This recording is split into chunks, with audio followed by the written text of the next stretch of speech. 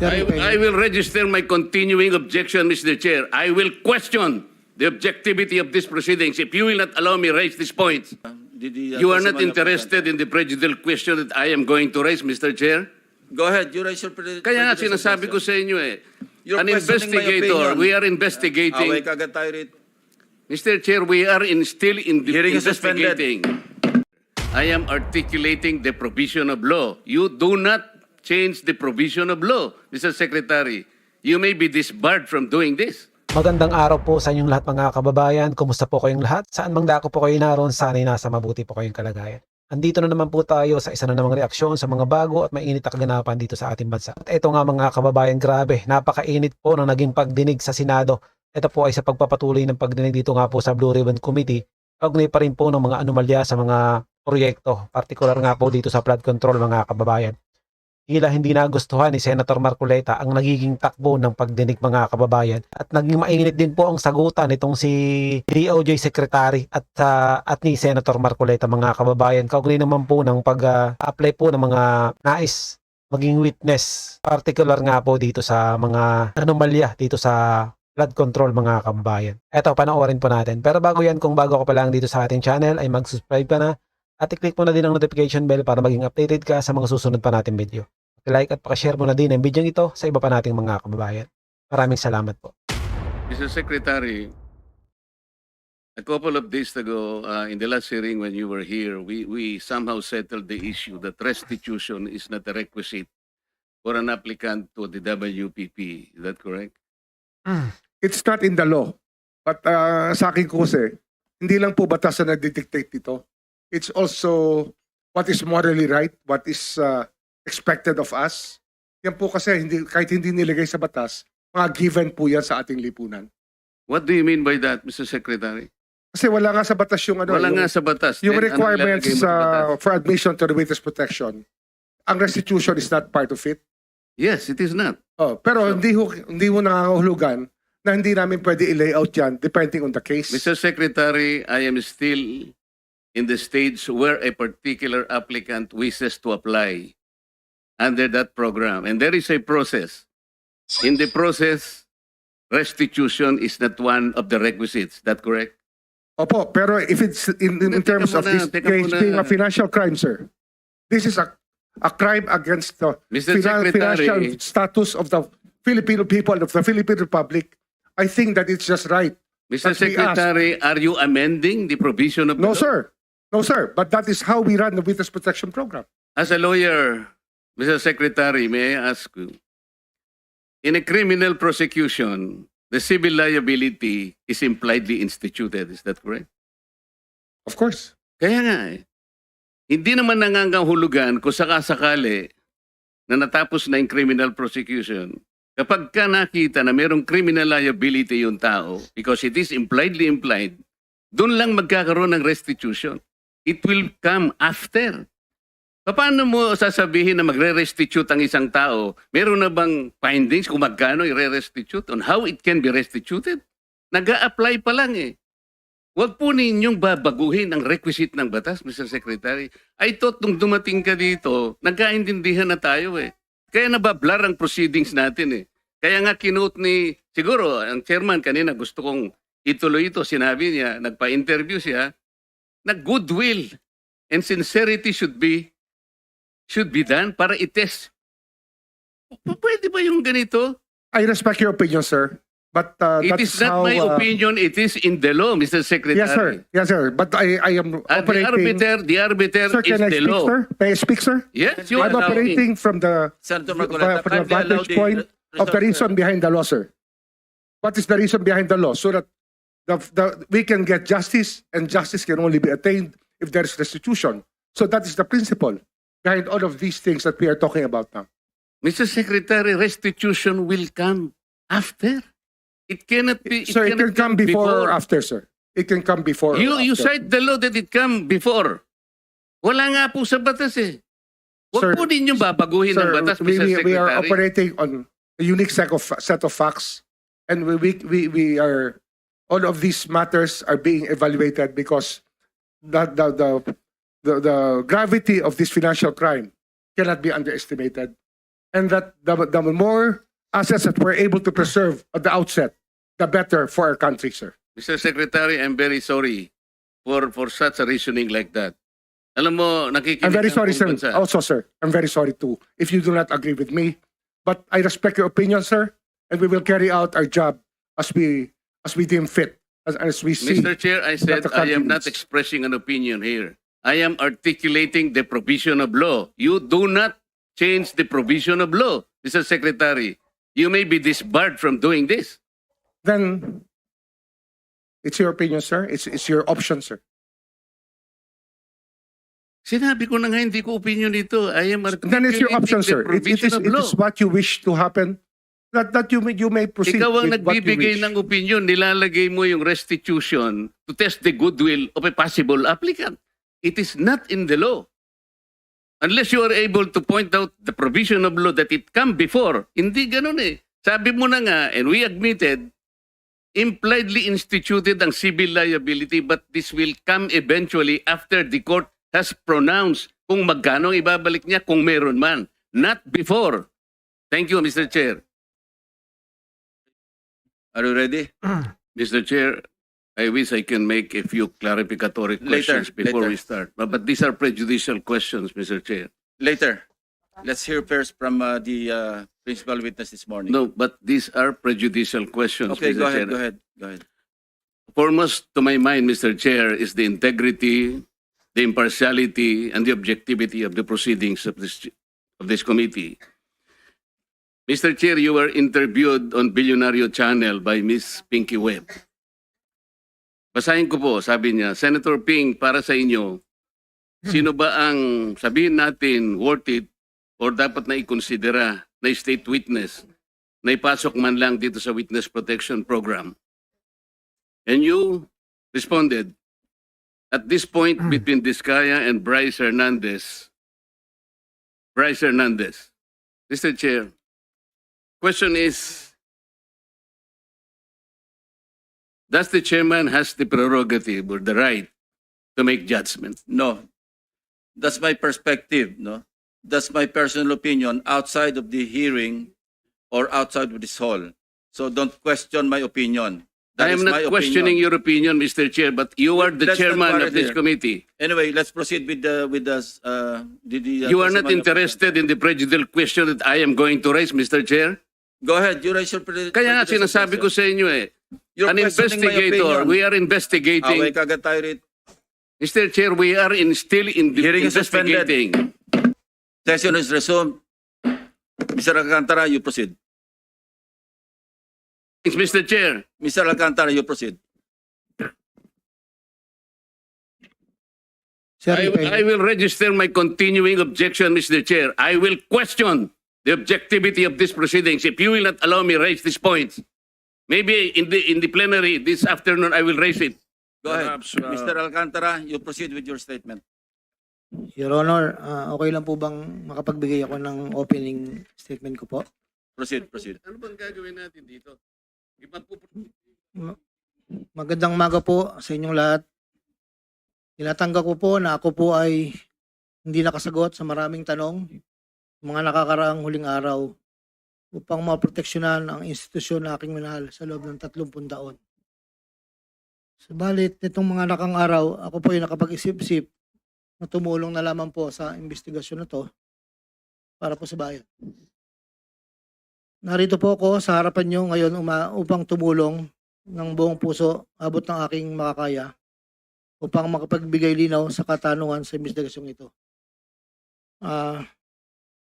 Naintindihan ko po na hindi lang mainit ang isyong aking kinakaharap. Nakasol ko yan.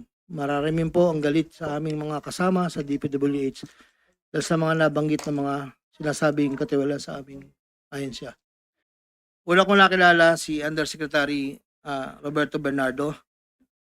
Nagkasama kami sa Laguna. Na-promote siya ng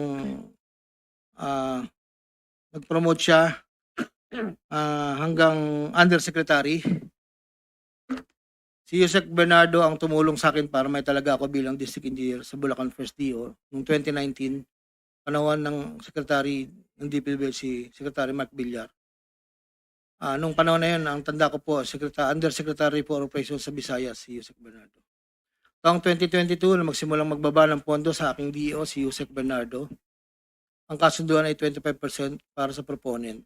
Ang proyekto ayon kay Yusek Bernardo, ang kabuuan ng mga proyektong naibaba ni Yusek Bernardo sa aking DO ay nagkakahalaga ng 350 million na sumusunod. Nandito po.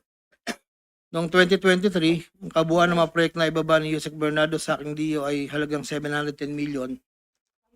Mula sa halagang ito, 450 million ang pumasok sa NEP, 260 naman po ang sa GAA. Ang para sa proponent, 25% po at may advance ito na 5 to 15 na kalimitang hinihingi ni Yusek Bernardo kapag ganap na ang NEP base sa pagdinig sa Kamera del Representante. Samantala ang pondong na BICAM ay may advance payment na 5 to 10 na kalimitang hinihingi matapos ang deliberasyon ng BICAM.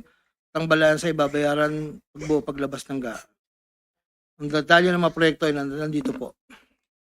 Noong taong 2024, may kabuuang pondo na 3.3 billion, 150 sa NEP, 300 million sa GAA, 2.85 sa UA.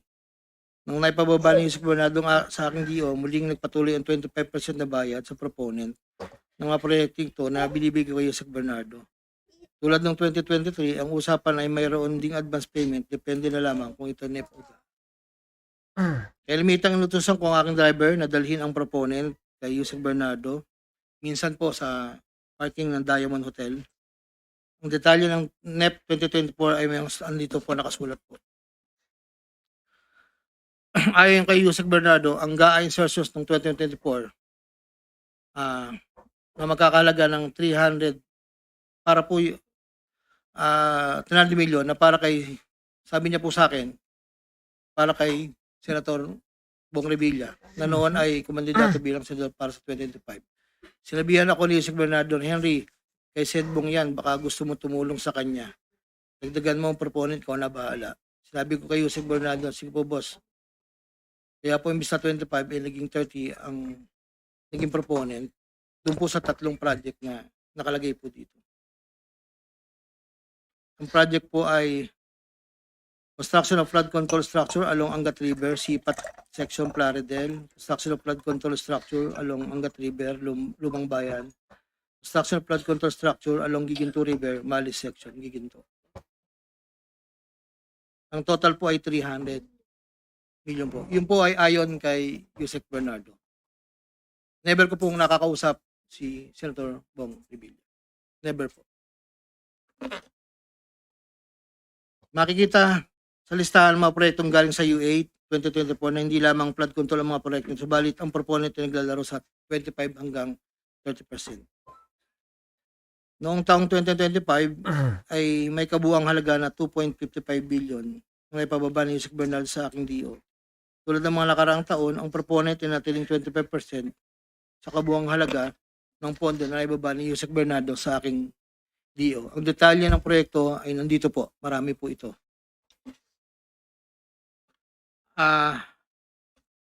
Taong 2022, yun nga po, nabanggit ko kanina, humiling si Senator Joel Villanueva ng proyektong multipurpose building, kakalaga ng 1.5B.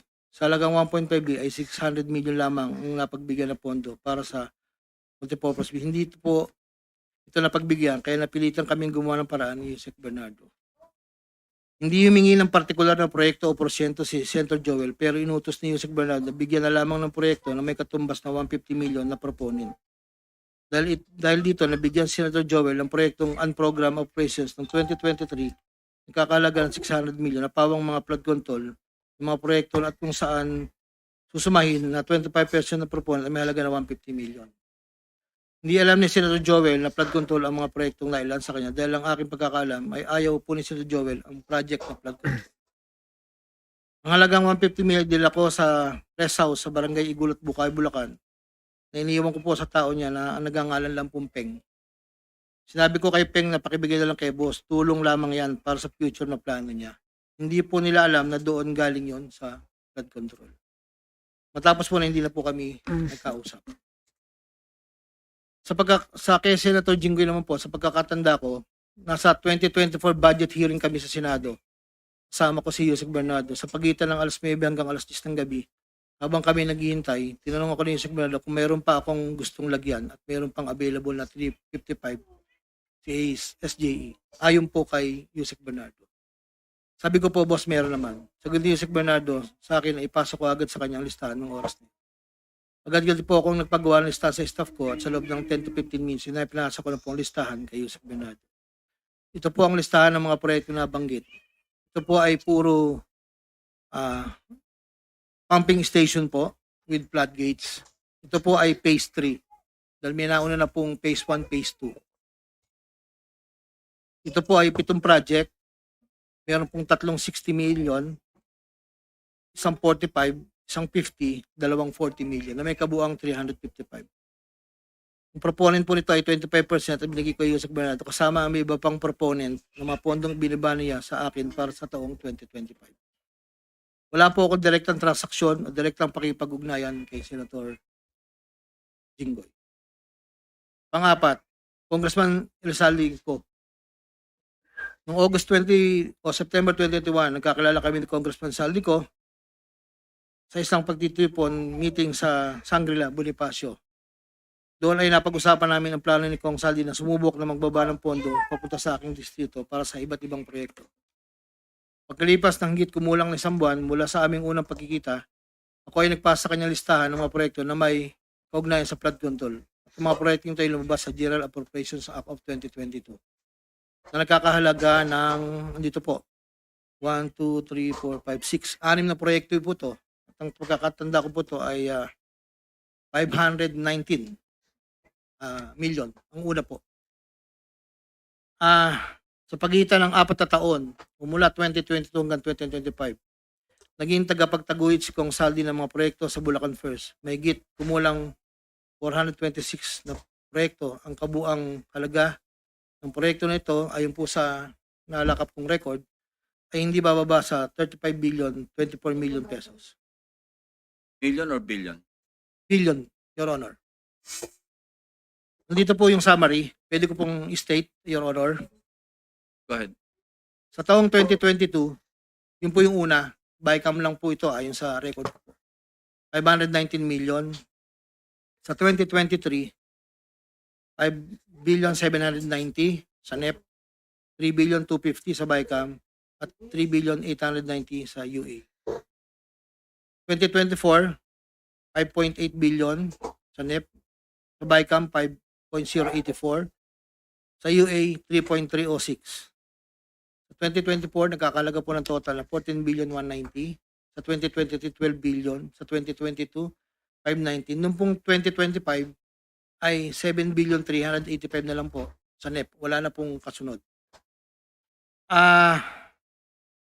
Sa bawat proyekto na pinapasok ni Kong Saldi, meron akong binigay na obligasyon sa kanya para sa pondo base sa aming kasunduan. Noong 2022, ang kaniyang hinihingi na budget na sa bawat proyekto ay 20% lamang po. Noong 2022. Kung makikita nyo po, Your Honor, isasabi ko na rin po ito, na yung larawan po nandun po sa kasama po ako, nakatayo, yung opisina, yun po yung 20% po na 2022 inaayos po namin doon sa litrato po. Subalit nung taong 2023 hanggang 2025, ito tumaas ng porsyento ng 25% po. Ang pag-abot ng porsyento para kay Kong Saldi sa bawat proyekto ay kadalasang hindi isang baksakan. Ito rin ay nakadepende kung paano na ipasok o na-insert. Kapag ang proyekto ay napasok sa NEP, ang unang 10% ay agarang binibigay ko kay Kong Saldi. Habang ang balanse na 15% ay paglabas na po ng GAA within 1 to 2 months. Iniipon ko muna po yan bago po ipadala sa kanya. Kapag ang proyekto naman ay naipasok ng Kong Saldi sa BICAM, ang unang 10% ay binabayad sa kanya matapos lumabas ang GAA at ang balancing 15% ay binibigay makalipas ang 2 buwan mula nang maaprubahan ng GAA. Pero kapag proyekto ay naipasok gamit ang UA, ang 25% ay agarang iniipon ko pati binibigay kay Kong Saldi. Ang pambayad para kay Kong Saldi ay nanggaling sa mga advances mula sa kontratista pero hindi na alam ng mga kontratista kung para kanino advance na yon. Ang pera na nakalaan para kay Kong Saldi ay dinadala sa akin. Ako naman po ang nagdadala o naghahatid na hinihingi porsyento ng Kong Saldi sa iba't ibang tao niya. Hindi ko po siya na-meet during pagdadala. Ang tao niya po ay may alias lang Paul at Mark. Dahil sila po yung nag-message po sa akin through Viber, disappearing message po yun, na doon ko po dadalhin. May isa o 2 beses na dinala ko sa parking lot ng Shangri-La Hotel, Bonifacio Global City, yung porsyento ni Kong Saldi. Paminsan-minsan man, inahatid ko ito sa kanyang bahay sa Ladybug Street, Valle Verde 6, Pasig City. Mula Ortigas po, kakaliwa ka stoplight, may gate ka kanan, kakaliwa ka kanan, makikita na po yung bahay. Minsan po, inuutos ko lang po, minsan po ako po ang nagbababa. May tao lang pong tatanggap, tapos po, iiwalan ko na po. Dinagdag ko na dahil lumulobo ang pondo ng Bulacan, napag-usapan namin kong Saldi na kung meron akong pwedeng mapagbabaan sa iba't ibang district engineering office. Nang dahil dito, naging noong 2020 hanggang 25, nagbaba si Kong Saldi sa sumusunod. Bulacan 2nd, 573 million. Tarlac 1st, 2023, 1.350. 2024, sa UA 1.650. Tarlac 2nd, 925. Tapos 2024, 1 billion 25. Pampanga, sa 2023, 1 billion 125.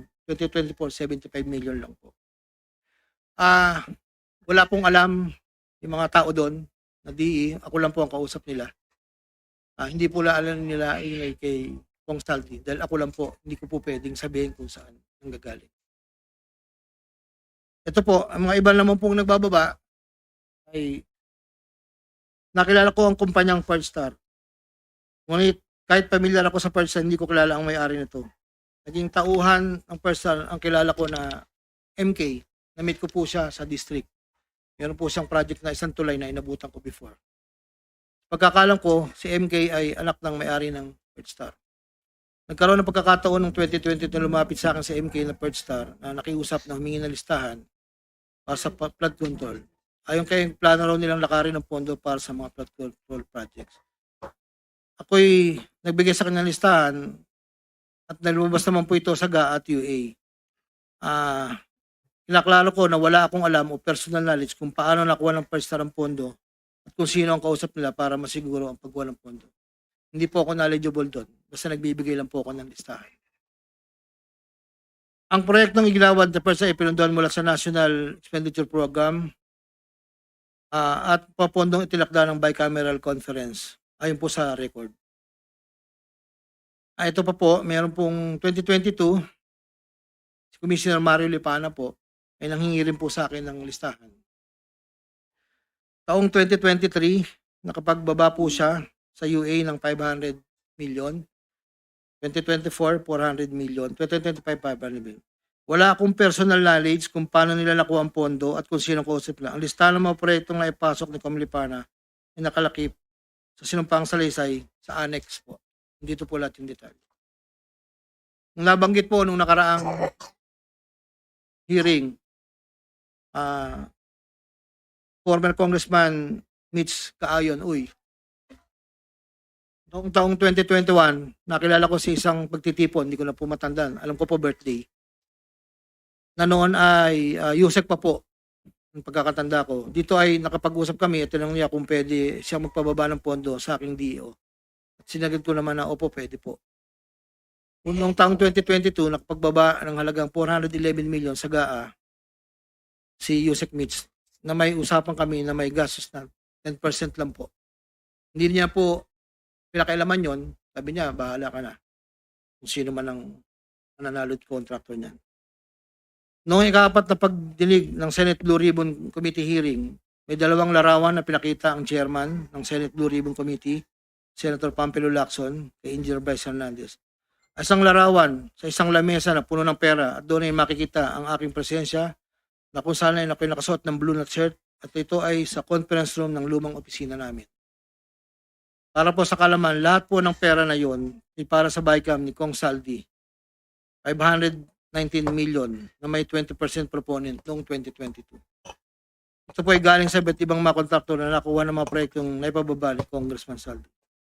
pangalawang larawan naman po ng pera na nakasalansan sa isang bilyaran ay para sa proponent ng 2023 na 5.79 billion na dadalhin namin kay Kong Saldi na sa aking pagkaalala ay nagkakalaga ng 579 bilang 10% advance payment.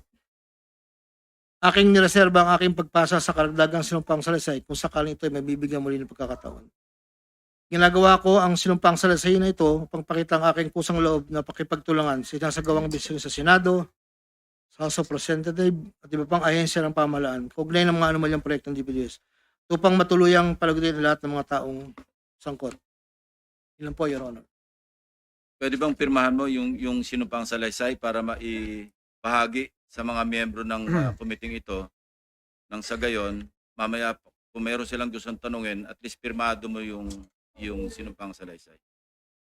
Your Honor, dahil in good faith po ako, kahit wala po akong inaasahan pa kung ano ang mangyayari sa akin, I will sign this. Nagpapatunay na ako po ay willing po makipag-cooperate. I will sign this one po. Salamat po. At yun nga mga kababayan, hanggang dito lang po ang ating video. Kung ano man po ang inyong opinion at suggestion sa video ito, ay comment nyo lang po sa ibaba. Naway maging kabahagi po tayong lahat tungo sa pagsulong at pag-unlad ng ating pinakamamahal na bansang Pilipinas. Ingat po kayo palagi at maraming salamat.